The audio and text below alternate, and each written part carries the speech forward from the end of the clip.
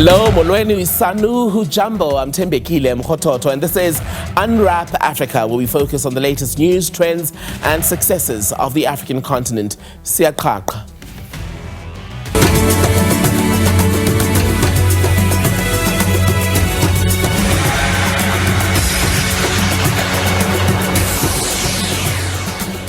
As I always start the program with a question that we want you to help us answer, and tonight we want to know whether peace is a possibility in war-torn DRC as efforts continue to try and restore stability in that country. You can let us know your thoughts by sending a voice note on WhatsApp. The number is +27845918997. You can also find us on Facebook, by the way, where we are SABC Unwrap Africa, and on X, the handle is SABC News_TV.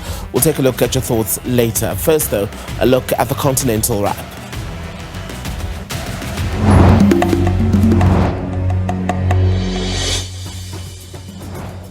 Opposition figures in the Democratic Republic of Congo have accused the government of blocking them from attending the second edition of the African Peace and Security Dialogue held in South Africa this week. Meanwhile, the DRC's former president, Joseph Kabila, has reacted after a military prosecutor sought the death penalty during his treason trial last week. Kabila has denounced it as a political move designed to, quote, silence the opposition. An armed group that controls parts of Western Sudan has appealed for foreign help to recover bodies and rescue residents affected by recent torrential rains. It's after at least 1,000 people were killed when a landslide buried a mountain village. Migrant journeys along the deadly eastern route from the Horn of Africa to the Arabian Peninsula have surged sharply in 2025, despite rising risks as well as mounting deaths. This according to a report from the International Organization for Migration. Authorities in Mali's Ségou region have extended a nighttime curfew that's in place since June by another 30 days. It's after a fresh wave of violence. The prolonged curfew runs until the 2nd of October. It's in effect from midnight until 5 a.m. daily. And filmmakers have emphasized that cinema must serve as a tool for social change, especially in today's media-driven society. The call was made at the 8th Kaduna International Film Festival held in northwest Nigeria.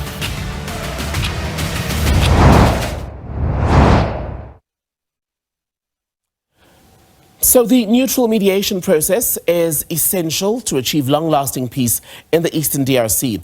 That's one of the messages that emerged from the Thabo Mbeki Foundation's Africa Peace and Security Dialogue held in Magaliesburg. The gathering brought together a number of key players, including ambassadors, policymakers, security experts, and civil society. Kylie Kumalo was there for us. It's a pivotal moment as the Thabo Mbeki Foundation African Peace and Security Dialogue seeks to reposition the peace architecture in the continent. The current situation in the Eastern DRC has been one of the dominant issues here. It's not the responsibility of President Tshisekedi, it's not only the responsibility of President Tshisekedi or only the responsibility of Joseph Kabila and other leaders, the responsibility of all political leaders in DRC, and the responsibility to us, because we failed to build a good state. And today we must grow up, we must to be more construct and build unity, and to show and to legacy a good Congo for our children. Former President Mbeki says the DRC needs peace for Africa to thrive. The Congo is in many instances, as somebody just said now, is in many instances a federation of tribes rather than one united country. It actually was not the aim to have the Congo like that at the point of independence. Something went wrong somewhere. I think they've got to address that matter, and I think it's, given its importance for the future of the continent, all of us need to be very ready to support the Congolese as they work out that future. Mbeki also says he's going to Mozambique very soon, especially as there are concerns over the situation in Cabo Delgado. Well, I think that the position has been taken by President Chapo now that the Mozambicans need to go through a process of reconciliation is important. I think the unity of the country is key. Because I think if we're going to talk about the problems of Cabo Delgado, the question that was not discussed here, you would probably find that in terms of the territory, the part of Mozambique involved, they coincide with the areas which Renamo occupied. Because a structural problem within the country. The dialogue is held as the globe is dealing with geopolitical tension, rise of unilateralism, and emergence of the New World Order. This is what's here to say about the U.S. decision to send its Vice President J.D. Vance at the G20 summit in Johannesburg. We would have preferred that President Trump comes, but I think we could be perfectly happy that the Vice President Vance comes. Certainly as a country, our government is indeed very keen to hand over properly. As you've seen, there's been a lot of work that's been put into this G20 work there. And so what we will hand over to the United States at the end of the year would be a very rich program. The fact that it is the vice president that's coming, I mean, it's a senior official. I think the U.S. could have even, chosen a more junior person. But the reality is that they are taking on the G20 presidency next year. So I think the administration had to send someone senior. President Trump had already alluded to the fact that he may not be coming. So I think it brings, finality to this matter.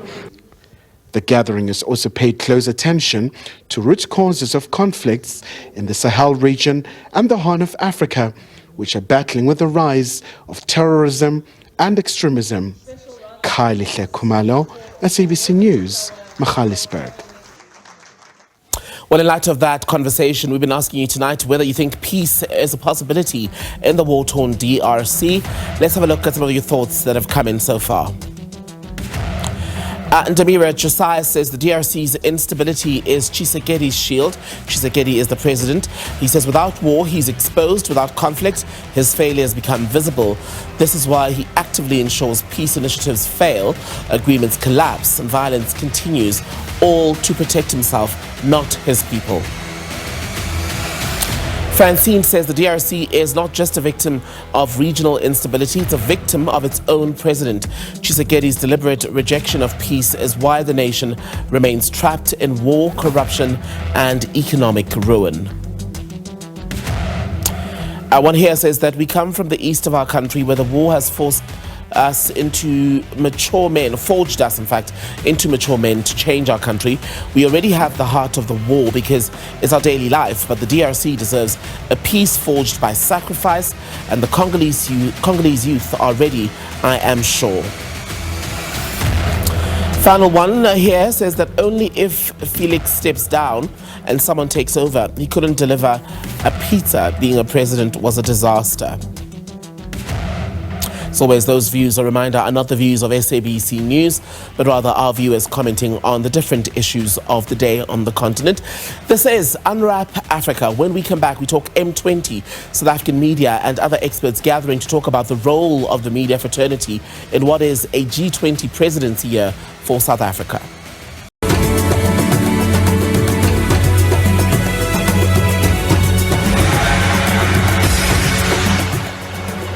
Hello and welcome back to Unwrap Africa here on SABC News. Now, as South Africa is preparing to host the G20 summit in November, media professionals have organized themselves and are gathering at the M20 summit here in Johannesburg to basically talk about not just the event itself, but the role of the media, especially across the African continent, especially with world leaders, of course, also going to be in the country for the G20 gathering in November. And one of the people taking part in the conversations here is Professor Guy Berger. He is a media and internet policy expert, and we're fortunate enough to have his time on Unwrap Africa. Prof, thank you so much for making time to speak to us.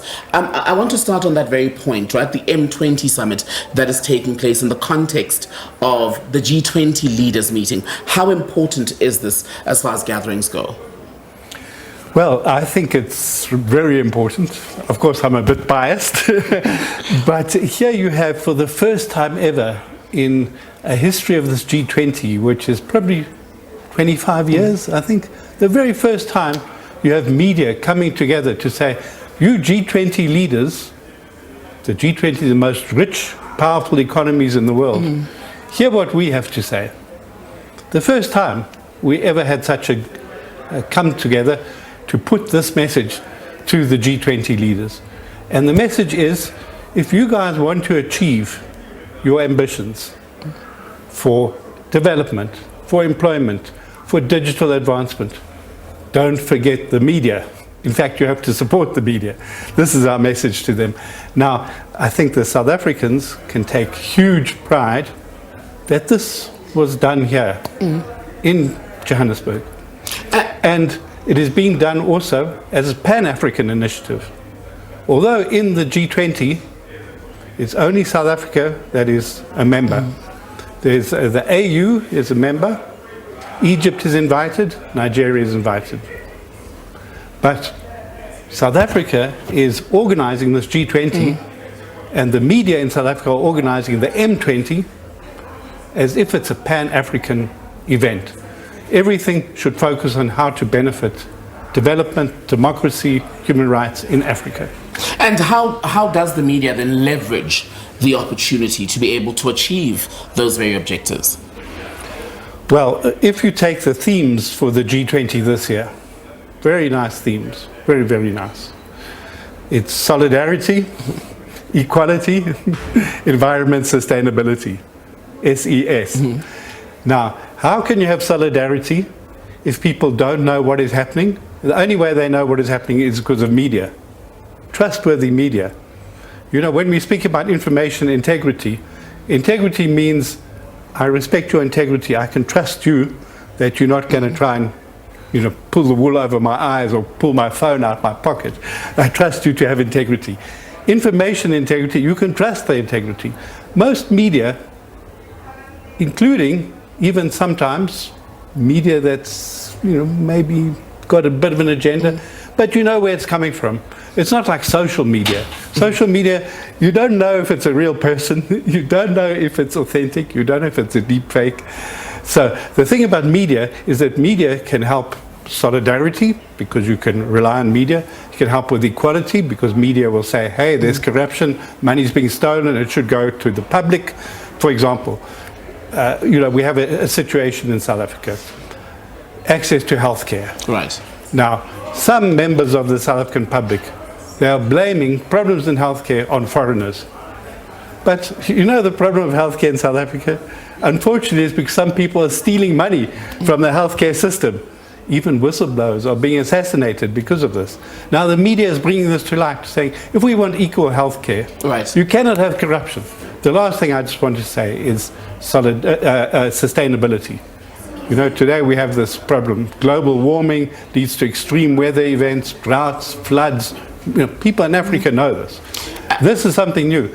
It's for the media to sound the alarm, to say, hey, governments, we need to stop burning fossil fuels. We must find other ways of energy, solar panels, that kind of stuff. I want to also talk to you, Prof, about, and this has been an ongoing trend for many years now, that whenever there is trouble on the continent, one of the first things to go is access to media, free media. Internet services we've seen restricted in countries where there have been coups, especially in the last decade or so. Do you see an opportunity here to address that, given Africa's role then in the broader context of G20? Well, it's a problem that's happening in a number of countries where information is being suppressed. That is a real stupid thing to do, in my view, because even if you are an authoritarian ruler, we don't have to mention names, we know many on the continent, we know many even came to power recently. Right, in the last military coups, but even in the West you now have authoritarian rulers. How can you, as a ruler, know what is happening in the world if you don't have reliable information? Because you know what happens when you're a ruler. Everybody tells you what you want to hear. That's not necessarily the truth. And how much do you think, because you work on internet policy, how much do you think the internet has helped to protect the media or guarantee that information gets out, because it's also been abused in recent years. But when you go back, for example, to the Arab Spring or the uprising in that part of the continent, much of the organizing happened online. Even in Sudan in the last few years, it happened online. You're right. This is a different situation, but I would say there's two issues. The one is that people know if they go on the internet, social media, there's a lot of good entertainment, there's a lot of good education, but sometimes you can't tell what is rubbish, what is true, what is not. Especially with all the AI now. Exactly.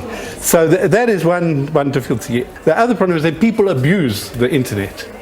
Some governments abuse the internet, some paid influencers abuse the internet, they don't disclose they paid, and so you can't trust their integrity. You don't know if these guys are saying it because they believe it, or because somebody slipped them a couple of bucks. So that's why I think that this Media 20, we've also got to see a better internet, an internet that gives some recognition to the importance of public information, like a public broadcaster, like SABC. Professor, thank you so much for your time. That's all we have time. Professor Guy Berger speaking to us here on Unwrap Africa on the sidelines of the Media 20 gathering in Johannesburg.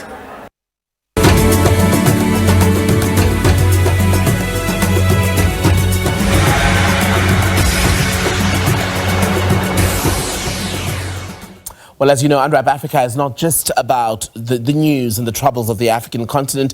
We also want to introduce you to Africans who are doing amazing things in their respective fields. And tonight, we want you to meet Nontuthuko Dube, a culinary mastermind who has redefined fine dining, if you will, with a distinctly African twist by incorporating homegrown vegetables as well as herbs. Chef Nonts, as she's known, crafts classy meals that beautifully blend traditional flavors with modern flair. I think as an African, we should be proud of the things that grow in our backyard, the things that we own, the things that are ours, the things that we can be proud of. For the European guests, for example, they don't have the authentic beetroot. Let's use the beetroot from the starter. We had a beetroot. Simple way of cooking it. But I wanted to say to them, guys, beetroot can be done in so many ways. I served it with feta cheese. The herbs, just to bring in the African element, how it tastes differently from how the soil affects the herb, how when it rains, this temperature does this, how when you put the beetroot or whatever onto the flame, it affects the taste like this, it changes the texture like this. It just brings it all back to this is how we eat as Africans, this is how we are proudly African with proudly African ingredients. Muscat originates from Egypt, but then the Europeans came and actually then taken that and took it to Europe and made it actually theirs. But in fact, Muscat is 100% African grape. When people see that you are enjoying your heritage, your food, where you come from, they tend to want to know more. They tend to enjoy it as well. So I'm from England. I've only been here a day, but so far everybody's been so friendly. The food's been amazing, just the culture, I love it. Originally I'm from Swaziland. I love our cultures, the diverse cultures. I believe Africa is the anchor of mankind. I think beyond the food, she has incredible ability to bring really incredible people together, you know.